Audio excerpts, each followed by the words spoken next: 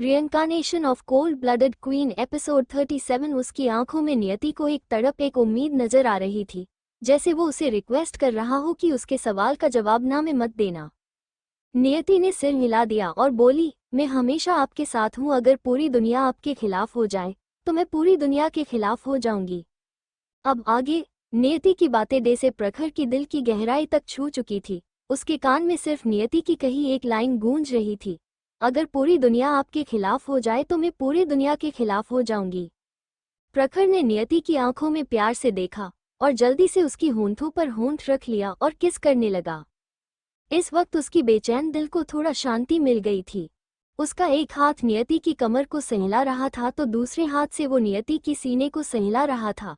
प्रखर ने किस करते हुए ही नियति को बेड पर एक झटके में घूम कर लेटा दिया और वो इस वक्त नियति के ऊपर था। वो अपने अंदर की बेचैनी को नियति की करीबी से पूरी तरह से शांत करवा रहा था।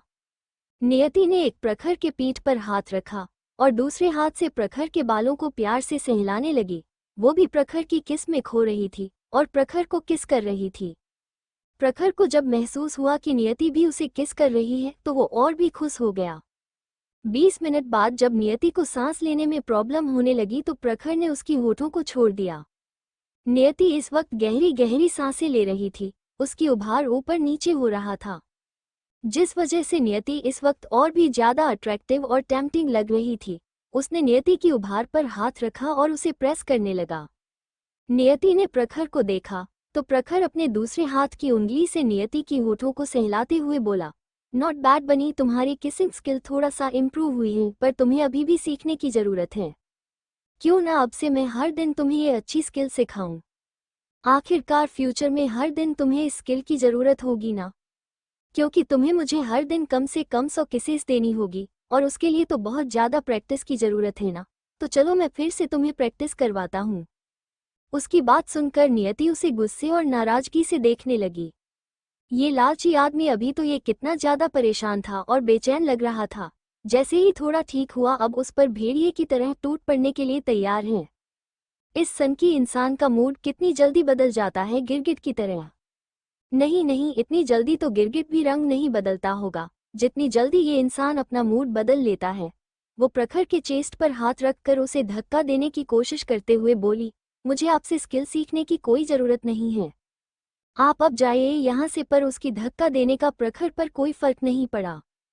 उसने नियति के दोनों हाथ को पकड़ लिया और उसकी सिर के ऊपर कर दिया और उसकी चेहरे पर अपनी होंठ रगड़ते हुए मदहोशी से भरी आवाज में बोला, बिल्कुल भी नहीं बनी, तुम्हें ये स्किल सिखाना ही होगा। आखिरकार ये स्किल सबसे ज्यादा काम का है, वरना अगर कभी फ्यूचर में मैं तुमसे रूठ गया, नाराज हो गया तो तुम मुझे कैसे मनाओगी। प्रखर की बॉडी सच में धीरे धीरे गर्म होने लगी थी। तभी नियति चिढ़ते हुए बोली, आपको मनाने के लिए मेरे पास इससे और भी अच्छा और बेहतर स्किल है, इसीलिए आपको इस बारे में चिंता करने की कोई जरूरत नहीं है। नियति की बात सुनकर प्रखर एक्साइटेड हो गया और पूछा, अच्छा ऐसी कौन सी स्किल है मेरी बनी के पास जो किसिंग स्किल से भी अच्छी है। उसकी बात सुनकर नियति ने दांत पीस लिया और बोली, है ना, इससे भी अच्छी स्किल है, मैं आपको इस तरह से। इतना कहकर उसने प्रखर की गाल पर बाइट कर लिया और शरारती मुस्कान लिए बोली, क्या ये स्किल किसिंग स्किल से भी बेहतर नहीं है।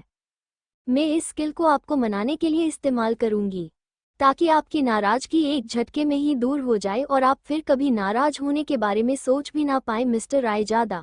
इतना कहकर उसने प्रखर की होंठों पर भी बाइट कर लिया।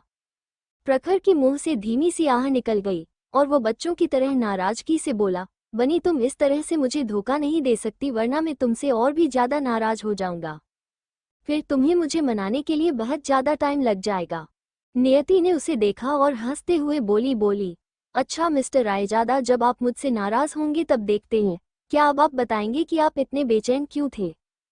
प्रखर ने एक्टिंग बंद कर दिया, जैसे उसे होंठ पर दर्द ही ना हुआ हो कभी, और बोला, कुछ नहीं बनी, तुम सो जाओ या फिर हम आज फिर से एक्सरसाइज कर सकते हैं। उसकी आंखों में एक तेज चमक था। वो नीचे झुका और नियति की गर्दन और कॉलर बोन पर किस और बाइट करने लगा। नियति की मुंह से मीठी सिसकारियां निकल रही थी। अब तो वो प्रखर को कभी रेजिस्ट ही नहीं कर पाती थी। उसे लगता था पहले जो वो इस फीलिंग्स को बेकार मानती थी, अब वो प्रखर के साथ इस फीलिंग्स को प्यार मान चुकी थी। क्योंकि अगर प्यार ना होता तो नियति के पास आने की कोशिश करने वाले लड़के मरकर राख बन चुके थे। प्रखर ने नियति की बॉडी से उसकी टॉप को निकाल कर फेंक दिया और उसकी इनरवियर को भी निकाल दिया। अब नियति की उभार प्रखर के सामने थे। प्रखर का अब खुद को रोकना नामुमकिन था। वो नियति की सीने पर किस और बाइट करने लगा। नियति की आहें और सिसकियां उसे और भी हार्ड होने पर मजबूर कर रही थी। प्रखर आधे घंटे बाद उसकी पेट पर किस और सक करने लगा। उसने आपने और नियति दोनों के सारे कपड़े अलग कर दिया और उसके ऊपर आ गया। दोनों एक दूसरे के प्यार में डूब चुके थे। 2 घंटे बाद नियति प्रखर की सीने पर सिर रख के सो चुकी थी और प्रखर उसकी बालों को प्यार से सहला रहा था। पहले की तरह ही उनके बीच कोई पर्दा नहीं था, पर दोनों अभी भी आगे नहीं बढ़े थे। प्रखर ने आज भी बहुत मुश्किल से खुद को रोक लिया था, क्योंकि उसकी बनी अभी सिर्फ 18 साल की थी और उनकी कोर्ट मैरिज अभी भी नहीं हुई थी। शादी से पहले वो ऐसा कुछ भी नहीं करना चाहता था, पर शादी के बाद वो खुद को बिल्कुल भी नहीं रोकने वाला था। वो अपनी बनी को पूरी तरह से अपना बनाने के लिए तड़प रहा था, और जब तक वो अपनी बनी को पूरी तरह से अपना नहीं बना लेता, उसकी ये तड़प बिल्कुल भी शांत नहीं होने वाली थी। उसने प्यार से नियति को देखा और उसकी माथे पर किस करते हुए बोला, मैं किसी को तुम्हें परेशान नहीं करने दूंगा बनी। भले ही तुम बहुत स्ट्रोंग हो, पर मैं फिर से आया हूं तो भी सिर्फ तुम्हारे लिए। मैं उस हर दुनिया की बेड़ियों को तोड़ दूंगा जो तुम्हें मुझसे दूर करेगा। तभी उसे कुछ महसूस हुआ। उसकी आंखें सुनहरी चमक से चमकने लगी। उसने नियति को देखा और उसे आराम से नियति की सिर को पिलो पर रखा। वो जल्दी जाना चाहता था, वरना अनजाने में ही वो अपनी बनी को चोट पहुंचा देगा। उसने नियति की होठों पर किस किया और एक झटके में बालकनी में पहुंच गया। उसे दर्द और जलन हो रही थी। उसकी स्किन थोड़ा थोड़ा रेड दिखने लगा था। उसने चांद को देखा। आज चांद की चांदनी हर जगह को अपनी रोशनी बिखेरकर और भी खूबसूरत बना रही थी। आज फुल मून था। प्रखर की आंखें सुनहरी रोशनी से और भी चमकने लगी। उसे और भी दर्द होने लगा। उसने अपनी दांत भींच लिया। वो चीख भी नहीं सकता था। उसने पीछे मुड़कर एक बार फिर अपनी बनी को देखा और उसकी पीठ से सुनहरे पंख की जोड़ी निकल आई। वो एक पल में वहां से गायब हो गया। वहीं निशी अपनी होटल रूम की बालकनी में खड़ी चांद को देख रही थी और धीमी आवाज में बोली, आज तुम अपनी चांदनी बिखेर रही हो, पर कल का क्या? इतना कहकर उसने पीछे देखा और उसकी पीठ से काले पंख की जोड़ी निकल आई। वो वहां से गायब हो गई। वो एक जंगल में पहुंची जहां चांदनी में एक आदमी खड़ा था। निशी प्रखर के पास चली गई और बोली, तुम्हें दर्द हो रहा है, इस दर्द को झेलने की कोई जरूरत नहीं है। तुम चाहो तो मैं तुम्हारे साथ तुम्हारी दर्द को बांट सकती हूँ। तुम्हें पता है ना, मुझ पर इस चांदनी का कोई प्रभाव नहीं पड़ता है। प्रखर ने मुड़कर उसे ठंडे भाव से देखा और बोला, जाओ यहाँ से। निशी ने प्रखर की कंधे पर हाथ रखा तो उसे उठा गर्म लगा कि उसने जल्दी हाथ हटा लिया। जिसे कभी नहीं छूना चाहिए, उसे छूने से ऐसी ही जल जाओगी। उसकी बात सुनकर निशी बिना भाव के बोली, मैं हमारे बेटे के लिए तुम्हारी मदद करना चाहती हूँ। प्रखर ने उसे देखा। अगर वो उसकी बचपन की दोस्त ना होती तो वो उसे थापड़ मार देता, और निशी ने उसके लिए बहुत कुछ किया था। कियान को उसे दिया था, वरना वो उसे कभी नहीं छोड़ता। निशी की आंखों में निराशा और दुख की चमक थी। वो वहां से जाते हुए बोली, मैं इंतजार कर रही हूँ, अगर जरूरत पड़े तो बुला लेना। इस वक्त तुम्हें वो चाहिए और हर बार तुम दर्द सहना चुनते हो। प्रखर ने पीछे मुड़कर नहीं देखा, वो सामने देखता रहा। उसने आंखें बंद कर लिया और अपनी बनी की छुअन को महसूस करने लगा। वो ठंडी हवा उसे उसकी बनी की एहसास करवा रही थी। वो शांत हो गया। वही कियान इस वक्त अपने डैड के रूम में था और परेशान था। वो सोया नहीं था, वो अपने डैड के आने का इंतजार कर रहा था। उसे अब यहाँ नहीं रहना था। इससे अच्छा उनका जंगल वाला घर था। वहाँ इस वक्त वो अपने डैड के पास होता था। Damn it dad, I hope कि आप ठीक हो। सुबह का वक्त। शेखावत मैंशन में सब हॉल में बैठे हुए थे। कल की बेइज्जती के बाद रूही पूरी तरह से खुन्नस खाए बैठी हुई थी। उसकी मोम को भी उससे कोई फर्क नहीं पड़ रहा था। उसकी फेस कल से थोड़ा कम लाल लग रहा था। जलन की वजह से वो मेकअप भी नहीं कर पा रही थी ठीक से। वहीं अर्जित आज पूरी तरह से एक्साइटेड था। वो आज श्योर हो जाएगा कि नियति कॉलेज की ओनर है या नहीं। अगर कॉलेज में बहुत सारी चेंजेस हुआ होगा तो नियति ही कॉलेज की ओनर होगी, वरना सिर्फ ट्रस्टी इतने बड़े चेंज नहीं कर पाएंगे। तभी नियति नीचे आई। उसे देखकर रूही की तो खून खौल गया, पर उसने अपनी चेहरे पर कुछ भी सो नहीं होने दिया। वो अभी शांत रहकर सब कुछ ऑब्जर्व करना चाहती थी। फिर सही टाइम आने पर नियति पर बार करना चाहती थी। उसने कल प्रखर को नियति की रूम में देख लिया था। जब नियति वापस आई थी तब वो पानी लाने के लिए नीचे जा रही थी, क्योंकि उसकी मोम जो उसकी हर काम का ध्यान रखती थी, उसकी सोने से पहले स्टाफ से कहकर पानी रखवा देती थी, ताकि अगर उसे जरूर पड़े रात में तो उसे नीचे किचन में ना आना पड़े। उसने नियति की पीठ को देखा। जब उसने दरवाजा ओपन किया, उसने नियति के पास आ रहे प्रखर को एक झलक देख लिया था। प्रखर हमेशा की तरह ही हद से ज्यादा हैंडसम लग रहा था। रूही ने उस दिन भी प्रखर को देखा था और वो सच में प्रखर के प्यार में पड़ चुकी थी। वो नियति और प्रखर को साथ में बिल्कुल भी बर्दाश्त नहीं कर पा रही थी। पर पार्टी के बाद से प्रखर यहाँ नहीं आ रहा था, इसलिए वो प्रखर को अपनी तरफ अट्रैक्ट करने की कोशिश नहीं कर पा रही थी। और नियति की जिस पार्टी में प्रखर जा रहा था या उसकी रेस देखना ही हो, पर रूही को नियति अपने साथ नहीं ले जाने वाली थी। उसी दिन उसने नियति से रेस देखने के लिए इसीलिए अपने साथ ले जाने के लिए नहीं कहा था, क्योंकि वो एक साइड थी या फिर एंजॉय करना चाहती थी, बल्कि वो नियति के साथ वहां इसलिए जाना चाहती थी क्योंकि उसे पता था कि वहां पर प्रखर भी आएंगे। वो प्रखर के करीब रहकर उसे अपनी तरफ अट्रैक्ट करना चाहती थी, पर अफसोस नियति ने उसे उसकी मुंह पर ही मना कर दिया।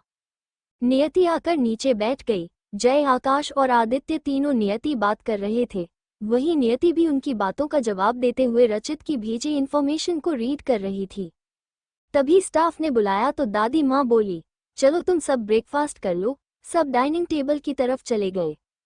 तभी सीखा जी ने हिचकिचाते हुए नियति को देखा और हिम्मत करके पूछा, नियति तुम्हें कुछ हुआ तो नहीं है ना? रूही ने बताया कि तुम पर उसकी दोस्त ने काफी फेंक दिया था। उनकी बात सुनकर नियति ने अजीब नजरों से उन्हें देखा और बोली, मिसेस शेखावत, क्या आपकी दिमाग में कुछ खराबी आ गई है? क्या आपको इस वक्त अपनी लाडली मनहूस बेटी रूही और उसके दोस्तों से नहीं पूछना चाहिए कि वो सब कैसे हैं? तो आप मुझसे क्यों पूछ रही हैं? क्या आप एक्सपेक्ट कर रही थी कि आपकी ये क्राइंग प्रिंसेस और उसकी 2 कौड़ी के दोस्त मेरे साथ कुछ कर सकते हैं? उसकी बात सुनकर सीखा जी ने जल्दी से ना में सिर हिला दिया और बोली, ऐसा कुछ भी नहीं है नियति, मैंने ऐसा कुछ नहीं सोचा। मैं बस डर गई थी कि तुम्हें चोट लग गई होगी या स्किन जल गया होगा। इस वक्त सीखा जी सच में बहुत ईमानदार लग रही थी, पर नियति उनकी बात सुनकर मजाकिया तरीके से हंसते हुए बोली, क्या मजाक है मिसेस शेखावत? आपको मेरे लिए डर लग रहा था क्योंकि मुझे चोट लग जाएगी, और आपको मेरे बारे में कैसे इतनी चिंता होने लगी मिसेस शेखावत? मुझे अच्छी तरह से याद है, मिसेस शेखावत को हमेशा अपनी सौतेली मनहूस बेटी पर कुछ ज्यादा ही भरोसा है। अगर आपकी सौतेली कचरा बेटी कौवे को हंस कहती थी तो भी आप उसकी बात को सच मान लेती थी। क्या आपको याद नहीं है या फिर मैं याद दिलाऊं मिसेस शेखावत?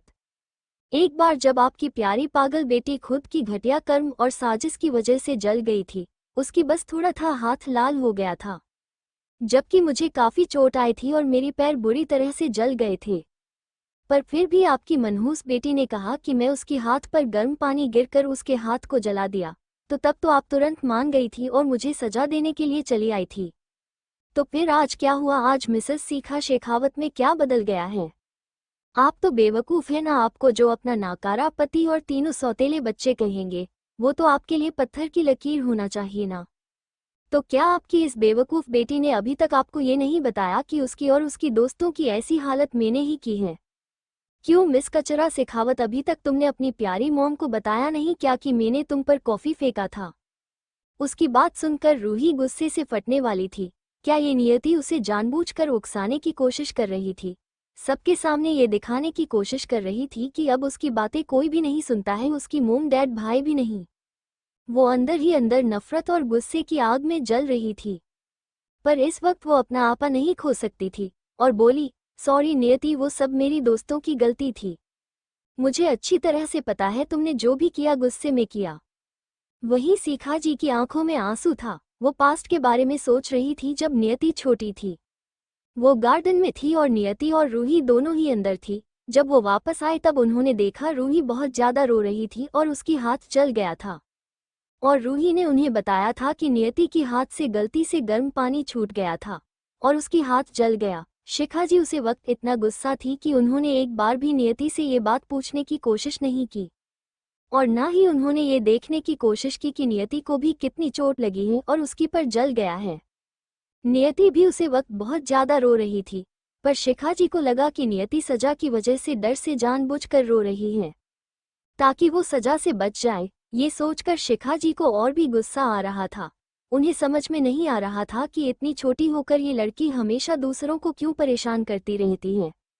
उन्होंने गुस्से में आकर स्टाफ से कहकर नियति को रूम में बंद कर दिया था। नियति इतना रो रही थी क्योंकि उसे अपने पैरों पर बहुत जलन हो रहा था। वो अपनी मोम को अपनी जली हुई पर दिखाने की कोशिश कर रही थी, पर ना तो शिखा जी ने उसकी बात सुनना, उसे देखने की कोशिश की। उन्होंने रूम में जाकर उसे देखने तक की जहमत नहीं उठाई। और जब विपुल जी और दोनों बच्चे घर आए और उन्हें पता चला कि नियति ने रूही के हाथ को गर्म पानी से जला दिया है, तो वो तीनों भी नियति पर गुस्सा हो गए। उन्होंने भी एक बार नियति को डोर खोलकर देखना सही नहीं समझा, जिस वजह से दर्द से नियति कई घंटे तक उसे रूम में बंद रही। सही टाइम पर ट्रीटमेंट न मिलने की वजह से उसकी पर छाले पड़ गए थे। जब दादी माँ घर आए और वो नियति को देखने के लिए गई, नियति की हालत देखकर वो बहुत ज्यादा डर गई। उन्होंने डॉक्टर को बुलाकर नियति की ट्रीटमेंट किया। जब सबको इस बारे में पता चला, उन्हें थोड़ा बुरा तो लगा। तब उन्हें लगा कि शायद सच में नियति ने गलती से पानी गिरा दिया होगा, पर रूही के प्यार के आगे अंधा होकर उन लोगों ने इस बारे में ज्यादा ध्यान नहीं दिया। नियति कुछ दिन तक ठीक से चल भी नहीं पाती थी। अब जब विपुल जी, शिखा जी, अमृत, अर्जित सबको याद आ रहा था, उनकी आंखें नम हो गई, सिर शर्म से झुक गया। अमृत तो जब भी नियति पास्ट की बातें कहती थी, उसे याद करके वो दिन ब दिन और भी ज्यादा गिल्ट में डूबता जा रहा था। वहीं विपुल जी और शिखा जी दोनों की आंखों से बेतहाशा आंसू बहने लगे थे। उन दोनों ने बचपन में ही अपनी बच्ची को इतना ज्यादा जख्म दे दिया था कि वो सभी जख्म भरना नामुमकिन था। अगर उस वक्त वो संभल जाते और नियति को समझने की कोशिश करते हैं और उसे भी रूही की तरह ही ट्रीट करते, तो आज सब कुछ इस तरह से नहीं बिगड़ता। वहीं दादाजी और दादी माँ दोनों गुस्से में थे और नियति के तीनों भाई भी गुस्से में थे। नीरज जी और सरिता जी चुपचाप बैठे हुए थे क्योंकि इस बारे में उन्हें तो कुछ नहीं पता था। दादी माँ को नियति की हेलो याद आ गई जब भी वो सोचते कि शायद वो अपने बेटे और बहू को माफ कर सकती है। नियति की बातें और अतीत उन्हें फिर से वही लाकर खड़ा कर देती। नियति की दर्द को याद करके उन्हें इतना गुस्सा आ रहा था, उनका मन कर रहा था अपने बेटे और इस बहू को पीट पीट कर सजा दे। मुझे माफ कर दो नियति, मैं सच में बहुत बुरी माँ हूँ, शिखा जी रोते हुए बोली। तो नियति डेविल स्माइल करके बोली, चलो अच्छा हुआ आपको समझ में तो आया कि आप बहुत बुरी माँ हैं मिसेस शिखा शेखावत। अगर मेरी मानिए तो आप बुरी ही नहीं बल्कि माँ के नाम पर एक कलंक हैं। उसकी बात सुनकर शिखा जी और भी ज्यादा रोने लगी। अब वो नियति की तीखी बातों को बर्दाश्त नहीं कर पा रही थी। नियति जब से आई थी, उन्हें पास्ट की याद दिलाकर उन्हें पछताने पर मजबूर कर रही थी। उन्होंने सोच लिया था कि वो स्ट्रांग तरीके से नियति की सामना करेगी। नियति उन्हें कुछ भी कहे, उन्हें कोई फर्क नहीं पड़ेगा, वो फिर भी नियति को मनाने की कोशिश करेगी। पर अब उन्हें लग रहा था उन्होंने इतनी गलती कर दिया है कि शायद नियति उन्हें माफ ना करे। तभी रूही रोने की एक्टिंग करते हुए बोली, नियति गलती मुझसे हुई थी, तो तुम्हें जो भी कहना है मुझे कहो। ऐसे मोम को क्यों पास्ट की याद दिलाकर रुला रही हो? डैड और मोम भाई सब तुमसे भी तो प्यार करते हैं, उनसे बस अनजाने में थोड़ी गलती हो गई है। क्या तुम उन्हें इस तरह से सजा देने वाली हो? क्या तुम्हें पता है मोम कल तुम्हारी वजह से कितनी परेशान थी और आज तुम उन्हें इस तरह से कह रही हो? क्या मोम जानबूझकर तुम्हें हार्म करेगी? कम से कम मोम की अच्छी भावना को तो एक्सेप्ट करो। नियति ने रूही को देखा और बोली, मिस रूही तुम बहुत ज्यादा बोलती हो, और तुम्हारे भाई, तुम्हारे डैड, तुम्हारी मोम, वो सिर्फ तुमसे प्यार करते हैं। इसलिए तुम मुझे ये मत बताओ कि कौन मुझे प्यार करता है और कौन नहीं। मुझे अच्छी तरह से पता है कि मुझे कौन प्यार करता है कौन नहीं। इतना कहकर वो गुस्से में डाइनिंग टेबल से उठी और बाहर जाते हुए बोली, दादाजी, दादी माँ, आज मैं बाहर ब्रेकफास्ट कर लूंगी, भाई आप आ जाना, मैं पहले जा रही हूँ। वो बाहर चली गई। जय, आकाश और आदित्य ने उसे पीछे से बुलाया, पर वो नहीं रुकी तो जय ने गुस्से से रूही को घूर कर देखा और बोली, शांति मिल गई तुम्हें घटिया लड़की, वो ब्रेकफास्ट करने वाली थी, तुमने उसे फिर से क्यों गुस्सा दिलाया? आदित्य भी गुस्से से बोला, ये सब तुम्हारी वजह से ही शुरू हुआ था रूही। तुम तो हर बार नियति की लाइफ में बचपन से ही किसी चुड़ैल खून पीने वाली डायन की तरह चिपकी हुई हो। तुमने प्रिंसेस की बचपन को तो बर्बाद कर ही दिया है, क्या अब तुम उसे यहाँ पर शांति से खाने भी नहीं दोगी? उन दोनों की डांट सुनकर रूही की आंखों में आंसू भर गया। क्या हो रहा था अब तो जिसे भी देखो हर बात पर उसे डांट देता था। अब वहां पर किसी को भी खाने का मन नहीं था। विपुल जी को ऐसा लग रहा था जैसे उनके दिल पर किसी ने 1000 किलो का पत्थर रख दिया हो। वो सच में एक अच्छे बाप बनने से चूक गए थे। उनकी छोटी बेटी की उनके लिए इतनी ज्यादा नफरत उन्हें अब सबसे ज्यादा दर्द देने लगी थी। अब तो उन्हें पछतावा होने लगा था क्यों उन्होंने रूही के लिए अपनी बच्ची नियति को इग्नोर कर दिया। वो भी उनकी ही बच्ची थी, उसकी भी हक था उनके प्यार पर, उनकी केयर पर रूही के लिए एक अच्छे बाप बनने की कोशिश में वो अपनी छोटी बेटी की नज़र में आज एक घटिया नाकारा इंसान और बाप के नाम पर कलंक थे। जय, आकाश और आदित्य तीनों भागते हुए बाहर गए, पर तब तक नियति कार लेकर वहां से चली गई थी। तीनों को अब अपनी प्रिंसेस को लेकर टेंशन होने लगी थी। वो सब दूसरी कार में बैठे और कॉलेज के लिए निकल गए। उन्हें लगा नियति कॉलेज चली जाएगी। वही नियति कार में थी। वो इस वक्त कॉलेज नहीं जा रही थी, उसे एक जरूरी काम था। उसने कार को आगे जाकर सुनसान सड़क की तरफ मोड़ दिया। उसकी कार वहां से कुछ ही पल में दिखना बंद हो गई। वहीं दूसरी तरफ प्रखर इस वक्त अपने जंगल के बीचों बीच अपने विला में था। अंदर पूरी तरह से चारों ओर शांति छाई हुई थी। प्रखर के रूम में प्रखर इस वक्त शर्टलेस बेड पर लेटा हुआ था। उसके रूम में हल्की रोशनी थी और दीवारों पर उसके और नियति की फोटो और नियति की कुछ पेंटिंग्स भी थी जो उसने खुद बनाया था। वो नियति की पेंटिंग को ही देख रहा था। उसके बॉडी पर कई जगह चोट के निशान थे। ऐसा लग रहा था जैसे किसी ने हंटर से उसे मारा हो। कल रात खुद को शांत करने के लिए और खुद को और दर्द देकर होश में रखने के लिए प्रखर ने अपने गॉड से कहकर खुद को ही उनके हाथों हंटर से मारा था, क्योंकि वो खुद ऐसा नहीं कर सकता था। उसकी स्किन के हर जख्म बहुत गहरा और भयानक लग रहा था।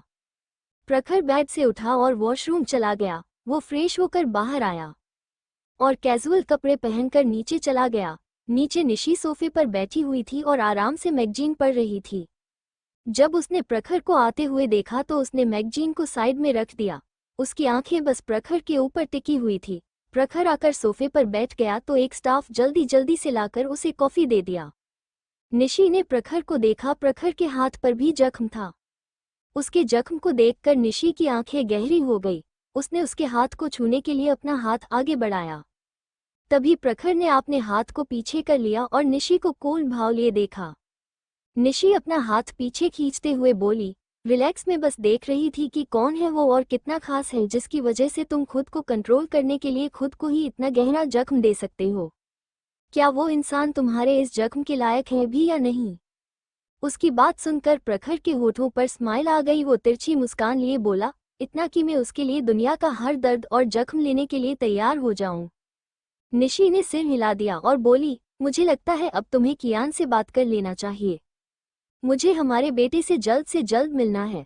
अभी फिलहाल मैं शॉपिंग के लिए जा रही हूँ। मुझे हमारे बेटे के लिए कुछ गिफ्ट्स तो लेना ही है जो उसे पसंद आए।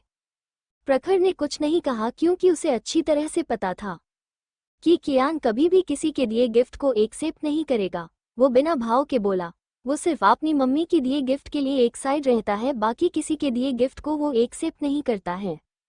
निशी ने उसके बात को इग्नोर कर दिया और बोली, वो मेरा बेटा है। मुझे अच्छी तरह से पता है कि उसे क्या पसंद है। क्या तुम चाहते हो कि मैं हमारे बेटे के करीब भी ना जाऊं? प्रखर ने कंधे उचका दिया और बोला, आज योर विश। निशी ने और कुछ नहीं कहा और वहां से बाहर चली गई। प्रखर ने नियति की नंबर डायल किया। नियति इस वक्त अपनी लैब में थी और बहुत गुस्से में भी थी। उसके सामने 2 बच्चों की लाश थी जिन्हें गार्ड्स ने उठाया था। नियति ने प्रखर का कॉल देखकर गहरी सांस ली और अपने लैब से निकलकर एक रूम में आ गई। उसने ग्लोव्स और मास्क उतारा और कॉल रिसीव किया। दूसरी तरफ से प्रखर की आवाज आई, कहाँ हो बनी? नियति ने जब प्रखर की आवाज को सुना, उसके दिल में जो अभी गुस्से की ज्वाला भड़क रहा था वो पूरी तरह से शांत हो गया। नियति ने गहरी सांस ली और बोली, मैं अभी लैब में हूँ मिस्टर रायजादा। उसकी बात सुनकर प्रखर समझ गया उसकी बनी किसी एक्सपेरिमेंट को कर रही होगी। तो क्या मैंने तुम्हें डिस्टर्ब किया बनी? प्रखर ने पूछा। अगर उसकी बनी बिजी होगी तो वो उसे परेशान नहीं करना चाहता था। वो अच्छी तरह से जानता था लैब में थोड़ी सी भी लापरवाही से बहुत बड़ा खतरा बन सकता है। नहीं मिस्टर रायजादा, मैं बिजी नहीं हूँ, मैं अभी कॉलेज के लिए निकलने वाली हूँ। उसकी बात सुनकर प्रखर को राहत मिली। वो स्माइल के साथ बोला, ठीक है बनी, मैं तुम्हें मिलने आ जाऊंगा।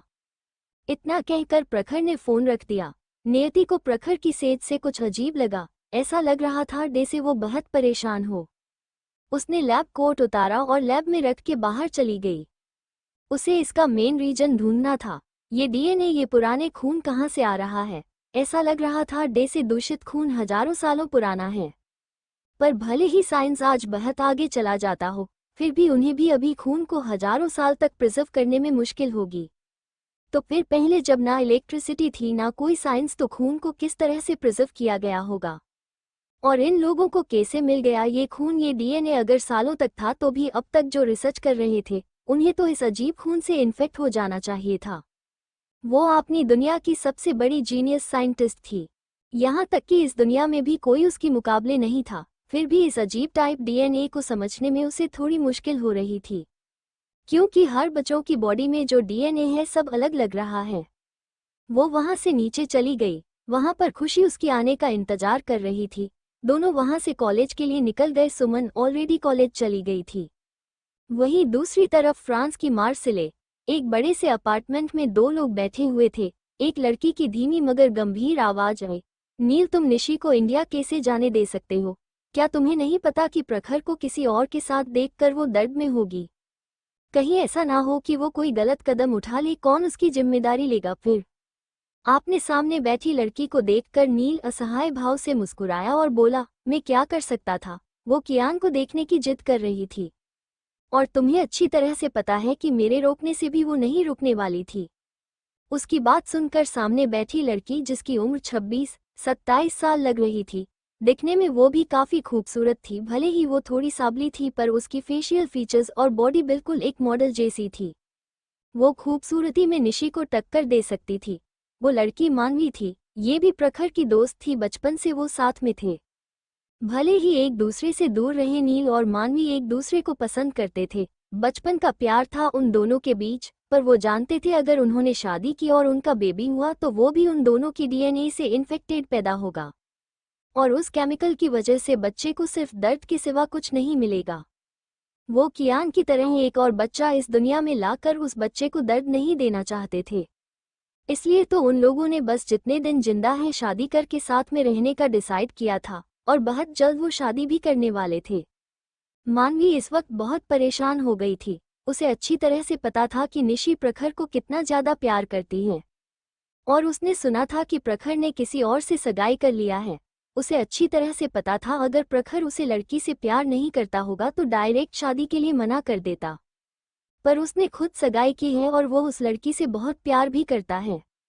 क्या होगा अगर किसी ने कुछ गलत कदम उठा लिया या गुस्से में उसे लड़की पर हमला कर दिया तो? वहां रहकर अगर वो हर दिन अपनी आंखों के सामने प्रखर को किसी और के साथ दिखेगी तो जरूर उसकी भावना और प्यार को पाने का ख्याल डगमगाएगा। और उसे अच्छी तरह से पता था कि निशी कितनी ज्यादा स्ट्रांग है। वो तो उससे भी ज्यादा स्ट्रांग है, क्योंकि उसके अंदर प्रखर की तरह ही एक पावरफुल डीएनए इंजेक्ट किया गया था।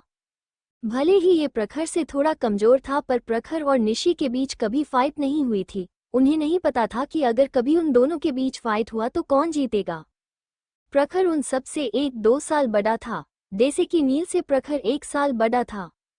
पर बचपन में जब उनके बीच दोस्ती हुई थी तब किसी को किसी की उम्र के बारे में नहीं पता था, और मुश्किलों का सामना करते हुए हमेशा वो एक साथ खड़े थे। और जो प्रखर का सबसे करीब था वो था अभिप्राय, जो प्रखर की एज का ही। उन सब ने एक साथ मुश्किलों का सामना किया था और सब कुछ बर्बाद करके बच निकले थे। उन सबके बीच में अभिप्राय और प्रखर की दोस्ती सबसे ज्यादा गहरी थी। अभिप्राय उसे अपने सगे भाई की तरह मानता था। वो उसके लिए जान लेने और जान देने को भी तैयार हो जाता था। पर उनके बीच थी निशी। प्रखर निशी को दोस्त मानता था और अभिप्राय निशी से प्यार करता था, पर निशी प्रखर से प्यार करती थी और ये बात उन सबको पता था, यहाँ तक कि खुद प्रखर को भी इस बारे में पता था। और अभिप्राय भी यह जानता था कि निशी प्रखर से प्यार करती है। तब तीनों दोस्तों के बीच अलग माहौल बन चुका था, जहां निशी प्रखर को अपने प्यार का एहसास दिलाने की कोशिश करती थी, वही अभिप्राय निशी को अपनी प्यार का एहसास दिलाने की कोशिश करता था।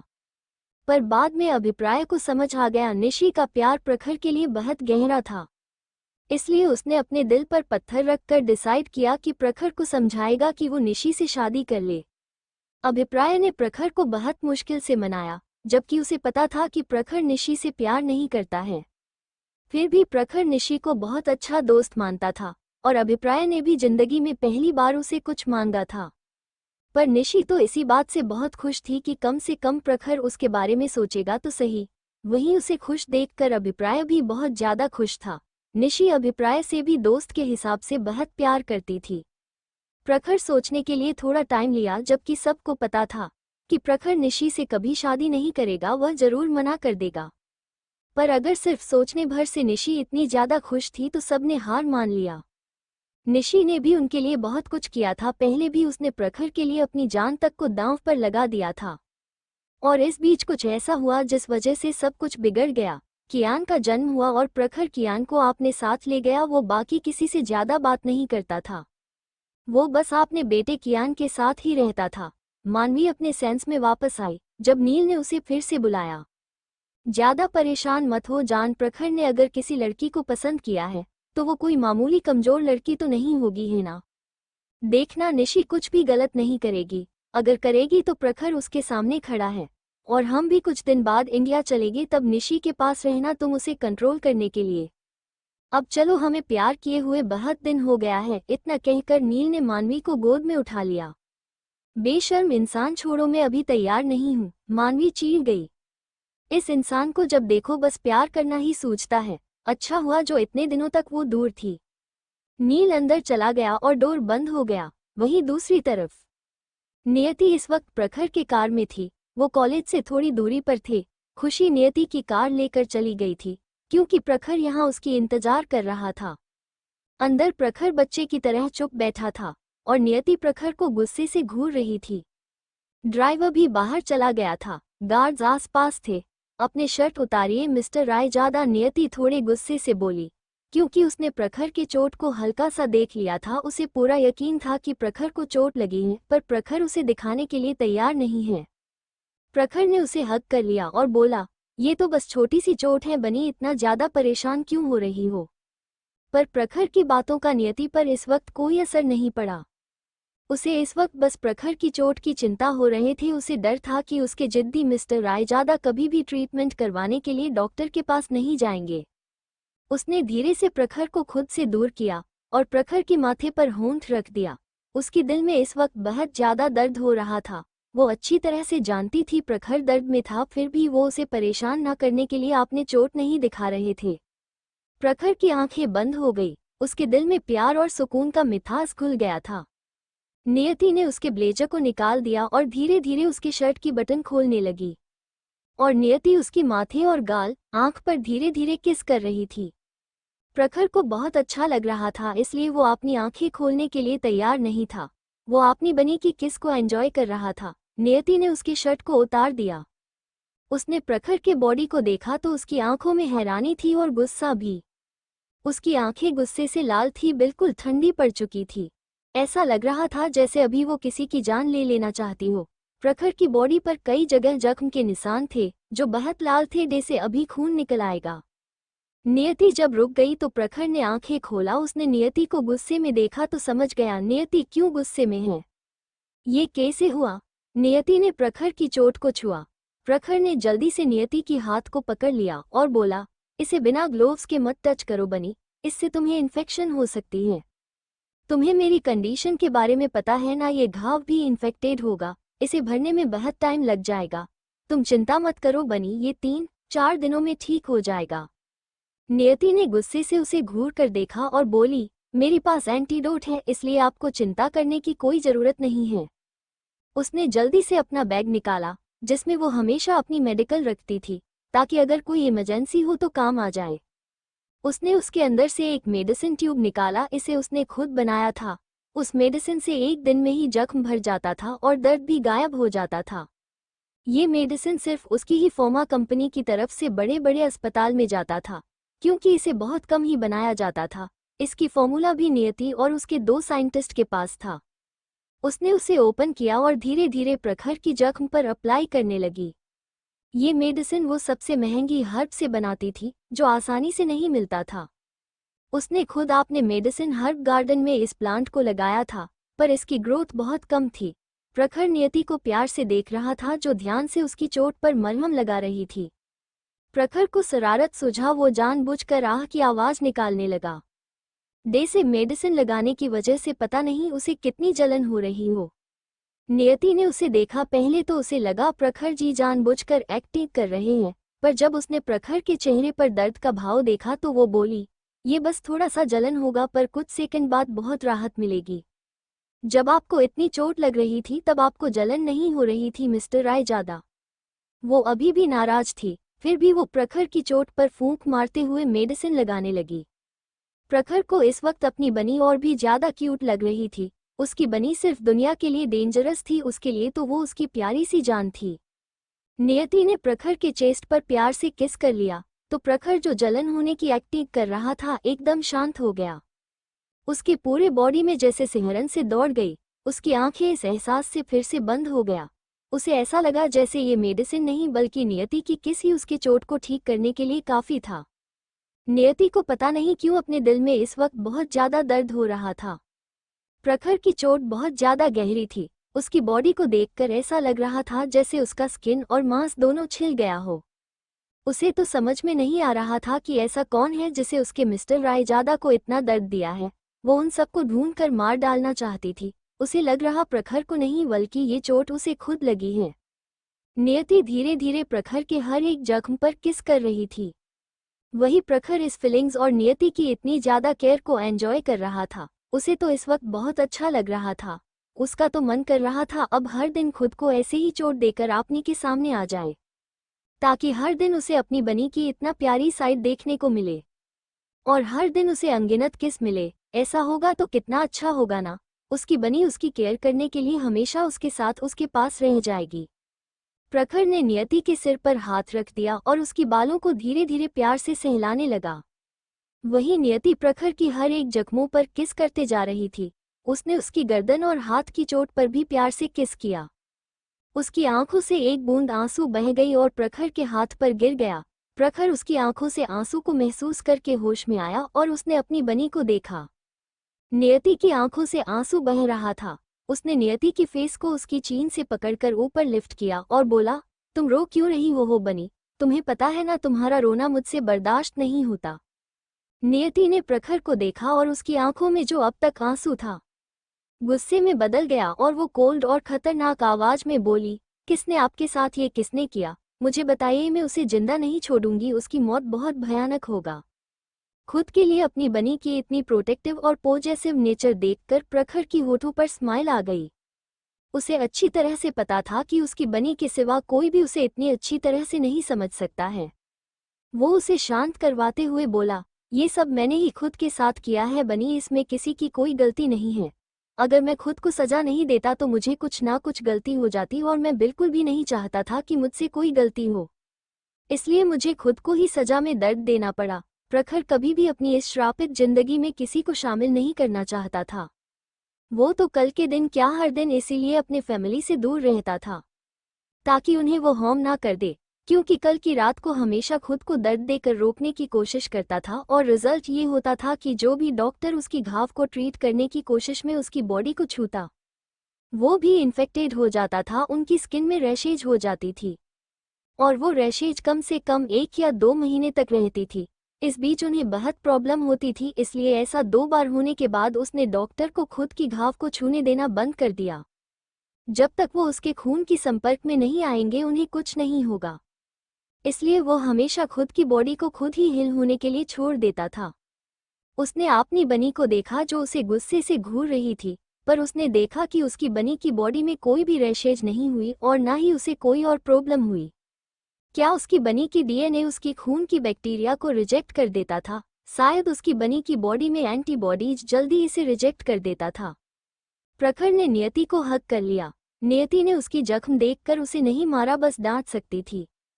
प्रखर हंसते हुए बोला, अगर मुझे चोट लगने पर इस तरह जख्म होने पर तुम मुझे ऐसे ही प्यार करोगी? तो मैं हर बार ऐसा जख्म चाहता हूँ ताकि तुम और भी ज्यादा मुझसे प्यार कर सको। नियति ने उसे गुस्से से देखा और उसकी होंठों पर होंठ रख दिया। वो प्रखर की होंठों को सक करते हुए बाइट कर रही थी। वही प्रखर तो हैरान था। पहली बार उसकी बनी ने पहले उसे किस करने के लिए स्टेप लिया था। प्रखर ने उसकी गुस्से और नाराजगी को महसूस किया और उसकी सिर पर प्यार से हाथ फेरते हुए उसे धीरे धीरे किस करने लगा। 20 मिनट बाद प्रखर रुक नियति गहरी गहरी सांस ले रही थी। प्रखर ने उसकी सीने पर हाथ रखा और उसे सहलाने लगा। नियति ने उसके हाथ को दूर कर दिया और बोली, मुझे चलना चाहिए। प्रखर ने उसकी माथे पर प्यार से किस किया और हाँ में सिर हिला दिया। नियति ने प्रखर की शर्ट को उसे फिर से पहना दिया। वही प्रखर की नज़र एक पल के लिए भी नियति के ऊपर से नहीं हटी जब वो उसे शर्ट पहना रही थी। वो बहुत ज़्यादा प्यारी और क्यूट लग रही थी। क्या शादी के बाद हर दिन उसकी बनी ऐसे ही उसे शर्ट पहनाएगी? तब कितना अच्छा होगा। वो हर दिन अपनी बनी की चेहरे देखकर नींद में जाएगा और हर दिन उठते हुए अपनी बनी की चेहरा उसे देखने को मिलेगा। इससे ज़्यादा खुशी के बाद उसके लिए कुछ भी नहीं हो सकती थी। नियति कार से उतर गई और पीछे अपनी कार में चली गई। वो वहां से कॉलेज चली गई। वही प्रखर को इस वक्त बहुत शांति मिल रहा था। उसका बेचैन दिल शांत हो चुका था। उसने अपने दिल पर हाथ रखा और बोला, मेरी बनी की जगह इस दिल में कोई नहीं ले सकता। मेरी बनी सबसे अलग है। जब नियति की कार कॉलेज के अंदर चली गई, प्रखर का कार भी वहां से निकल गया। वही कॉलेज में इस वक्त सब हैरानी से बात कर रहे थे। सब कॉलेज फोरम पर न्यूज देख रहे थे। कॉलेज में बहुत सारे ट्रस्टी और स्टाफ को निकाल दिया गया था और सबसे बड़ी बात प्रिंसिपल को भी निकाल दिया गया था और उन ट्रस्टी और स्टाफ की जगह न्यू ट्रस्टी और स्टाफ मेंबर आ गए थे। और हैरान होने वाली बात ये थी कि पुराने प्रिंसिपल की जगह जो नए प्रिंसिपल आए थे वो बेस्ट प्रोफेसर और प्रिंसिपल रह चुके थे, जिनका नाम राजवर्धन गोयल था, जिन्हें सब जानते थे और एक बार भी तो सही पर उनसे मिलना चाहते थे। सब बहुत एक्साइटेड थे इतने अच्छे और रिप्यूटेड प्रिंसिपल राजवर्धन जी को देखने के लिए। अगर वो एक पब्लिक लेक्चर देंगे तो बहुत अच्छा होगा। वो उसे इंटरनेट पर डालकर मशहूर हो सकते थे। भला इतने बड़े इंसान जब उनके कॉलेज में प्रिंसिपल बन चुके थे तो उन्हें फ़ायदा ही होगा। और स्टाफ मेंबर, उन्होंने जितना पैसा लिया था उसे भी स्टूडेंट को सुबह वापस कर दिया गया था। और इस साल की कुछ टॉपर स्टूडेंट को जिन्हें सीट नहीं दिया गया था उन्हें भी अब सीट दिया गया था और वो भी उन्हें पहले से थोड़ा ज़्यादा प्रिविलेज दिया जा रहा था और थोड़ा ज़्यादा स्कॉलरशिप पैसा दिया जा रहा था। आज बहुत नए स्टूडेंट्स ने एडमिशन लिया था और वो देश की सबसे बड़ी कॉलेज में पढ़ने के लिए भी बहुत एक्साइटेड थे।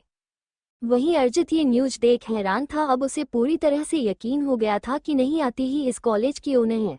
अगर नियति सिर्फ एक ट्रस्टी होती तो उसके पास इतना पावर नहीं होता कि वो दूसरे ट्रस्टी और स्टाफ को कॉलेज से निकाल सके, क्योंकि कॉलेज में हर एक ट्रस्टी इक्वल होता था। सच में उसकी छोटी बहन की पहुंच कहाँ तक थी, वो तो इस बात का अंदाजा भी नहीं लग पा रहा था। वो इस वक्त सच में हैरानी और सदमे की गलत में था।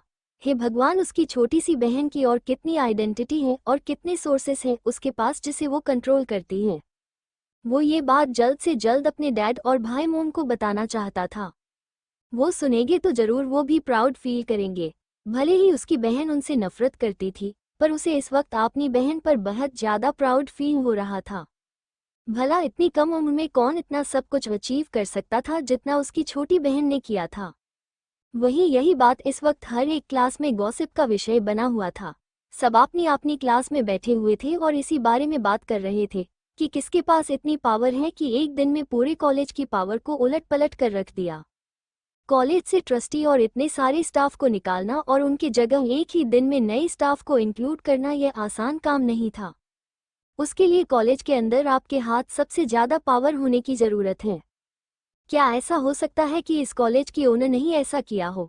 जब उन्होंने देखा कि बच्चों की स्कॉलरशिप की पैसों को ये रख देते हैं और सीट भी बेच देते हैं तो उनसे ये बात बर्दाश्त नहीं हुई होगी, इसलिए उन्होंने रातों रात कॉलेज में बदलाव कर दिया हो।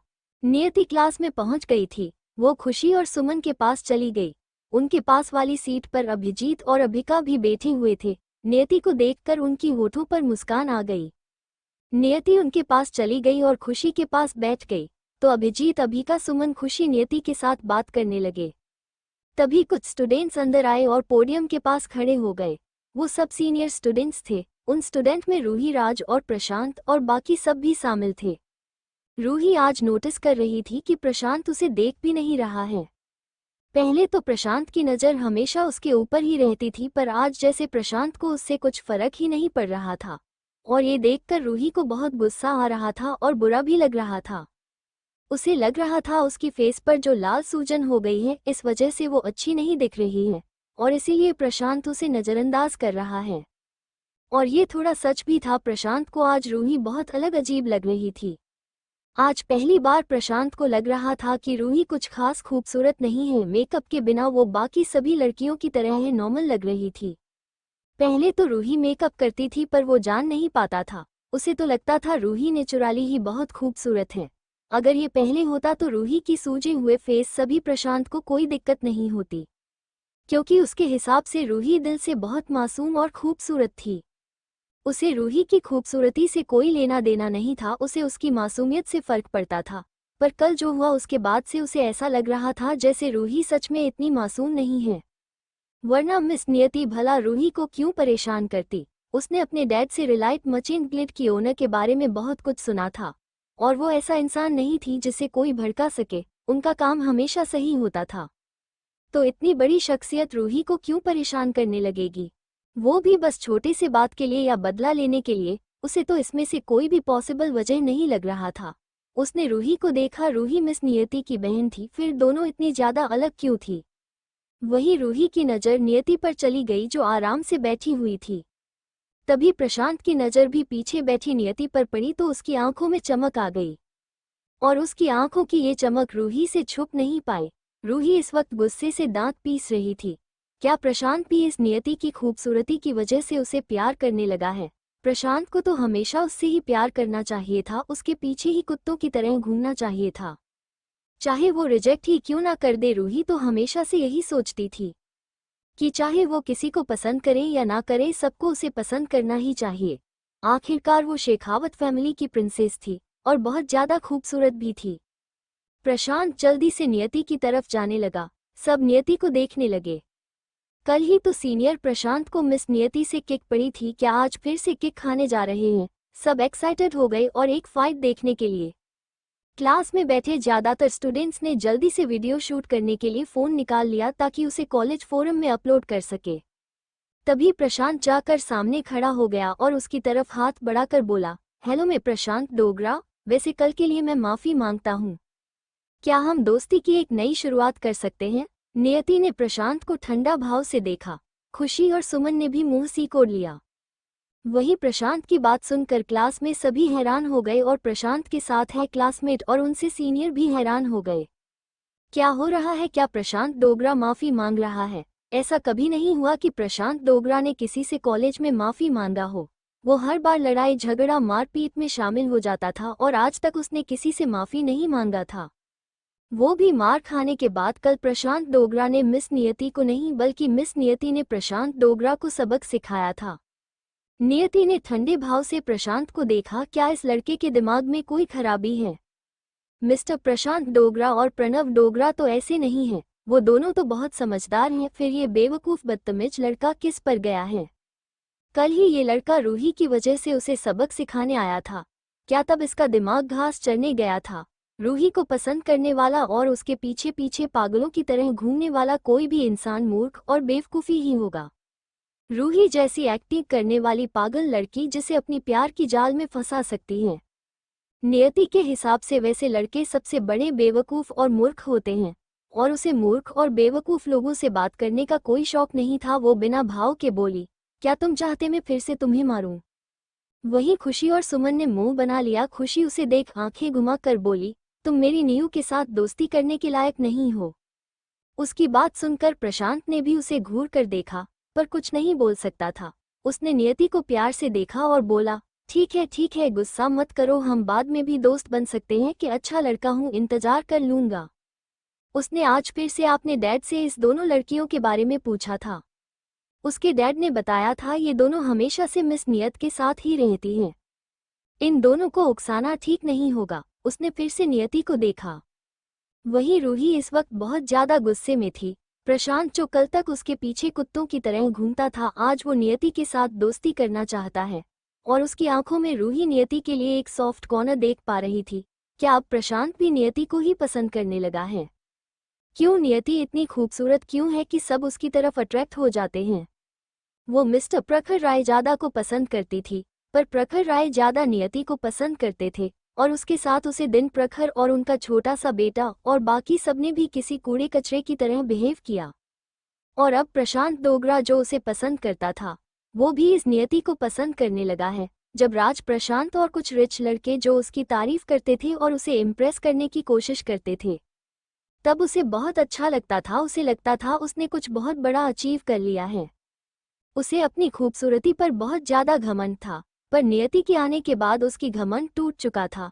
सब नियति को पसंद करते थे, अब तो सब उससे पहले नियति को ही चूज करते थे और इस वजह रूही को और भी ज्यादा जलन होने लगा था और उसकी नफरत भी बढ़ती जा रही थी।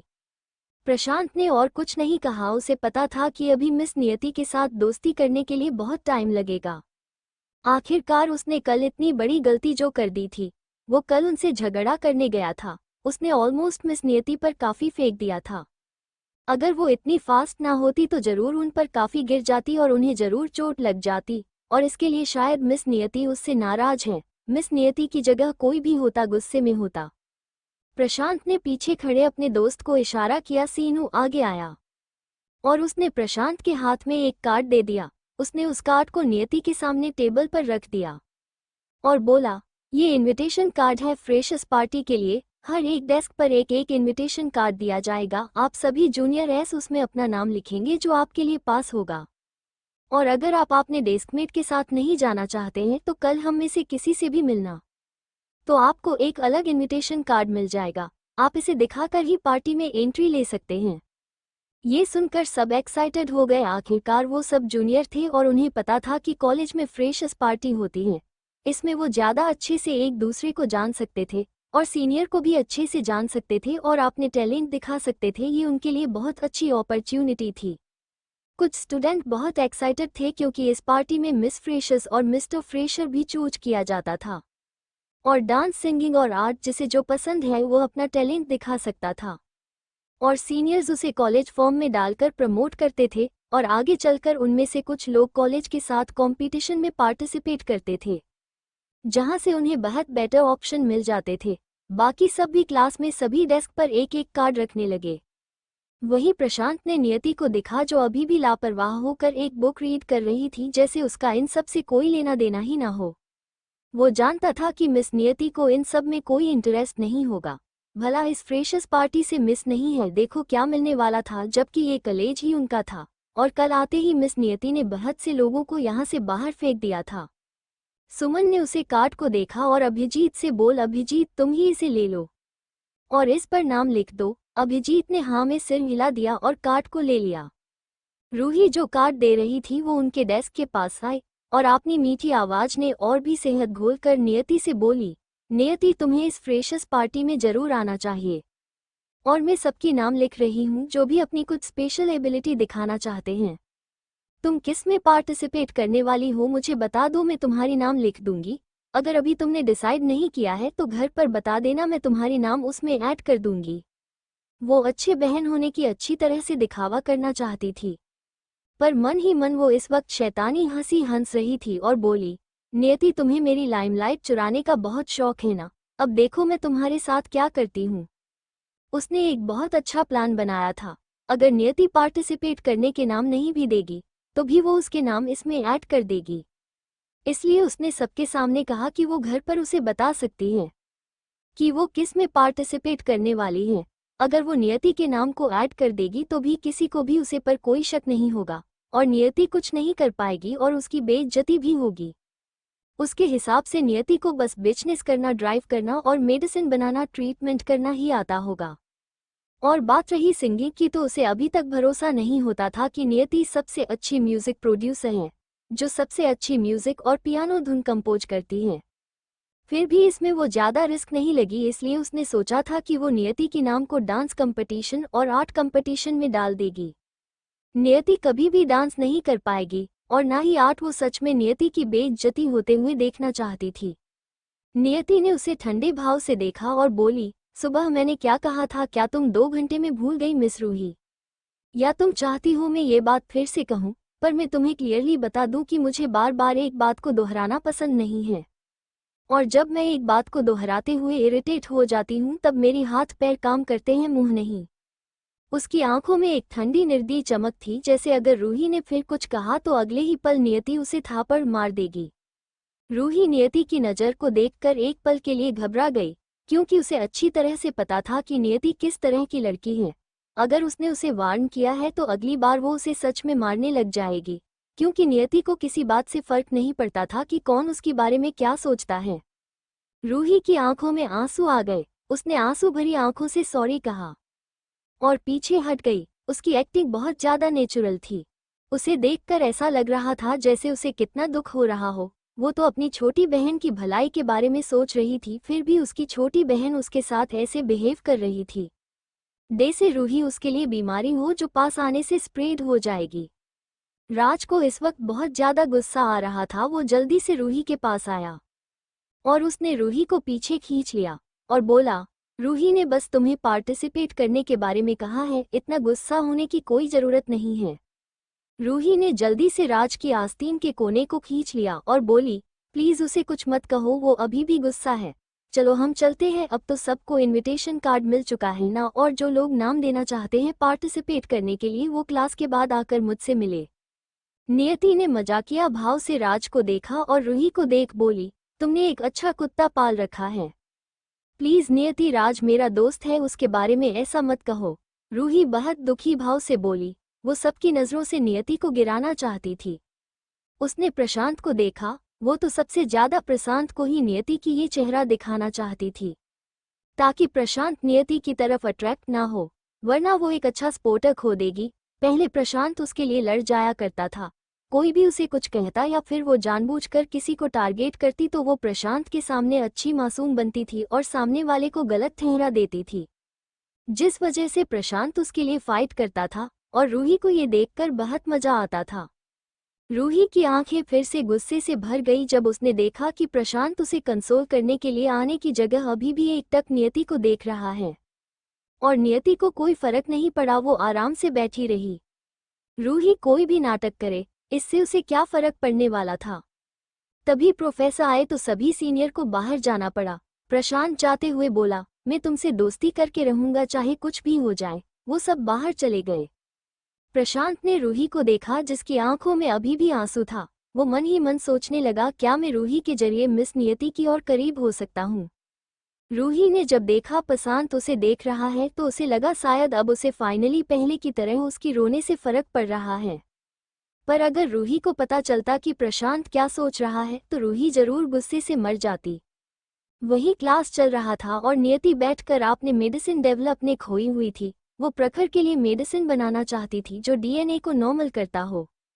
वहीं अभिजीत और अभिका दोनों ने देखा कि नियति, खुशी, सुमन तीनों का ही क्लास में कोई इंटरेस्ट नहीं था। सिर्फ वो दोनों ही नोट्स बना रहे थे। अभिजीत ने नोट बनाना जारी रखा। उसने सोचा वो नोट को बाद में नियति को देगा ताकि उसे प्रॉब्लम ना हो। वहीं दूसरी तरफ प्रखर इस वक्त ऑफिस में था। उसके चेहरे पर मास्क था पर उसके कठोर भाव को कोई भी समझ सकता था। उसने सामने बैठे हेड मेंबर्स को देखा और खतरनाक आवाज में बोला, अगर तुम लोगों का प्रेजेंटेशन इतना अच्छा है तो तुम लोगों को यहाँ काम करने की कोई जरूरत नहीं है। उसकी बात सुनकर सब कांप गए। प्रोजेक्ट और मैनेजमेंट डिपार्टमेंट में सभी टीम को प्रेजेंटेशन बनाने के लिए बोला गया था और उन सब ने सबसे बेस्ट देने की कोशिश की थी, पर किसी की भी टीम की प्रेजेंटेशन उनके बॉस को पसंद नहीं आया। सबकी प्रेजेंटेशन रिजेक्ट कर दिया बॉस ने। उन्हें अब समझ नहीं आ रहा था कि वो क्या करे, वो किस तरह से प्रेजेंटेशन बनाए जो उनके बॉस को सेटिस्फाई करे। तन्मय प्रखर के पीछे खड़ा था और इस वक्त इन सभी एम्प्लॉयज के लिए शोक मना रहा था, क्योंकि वो जानता था कि ऐसा ही कुछ होने वाला है। अगर ये प्रोजेक्ट नॉर्मल होती हो उसके बॉस इन सभी प्रेजेंटेशन में से ही बेस्ट को चुनते, क्योंकि इनमें से हर एक टीम की कैपेबिलिटी को वो जानता था। ये सब आपने आइडिया लेकर आते थे और बेस्ट देने की कोशिश करते थे, वरना रायजादा कॉरपोरेशन उन्हें कभी हायर नहीं करता। पर इस बार इस प्रोजेक्ट को उनके लेडी बॉस ने बॉस को दिया था एक गिफ्ट के तौर पर, और उसके बॉस इस प्रोजेक्ट को सबसे बेस्ट तरीके से डेवलप करना चाहते थे, इसलिए कोई चांस नहीं था कि उसके बॉस इसे एक भी फॉल्ट के साथ डेवलप करे।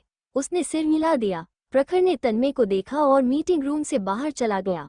वही सारे स्टाफ और टीम हैरान थे। उनके बॉस ने पहले कभी तो इस तरह से रिएक्ट नहीं किया था। तन्मय ने उन सब को देखा और बोला, आप सब एक बार और अच्छे से ट्राई कीजिए और आपने प्रोजेक्ट को और बेहतर बनाने की कोशिश कीजिए ताकि बॉस को पसंद आ जाए। To be continued.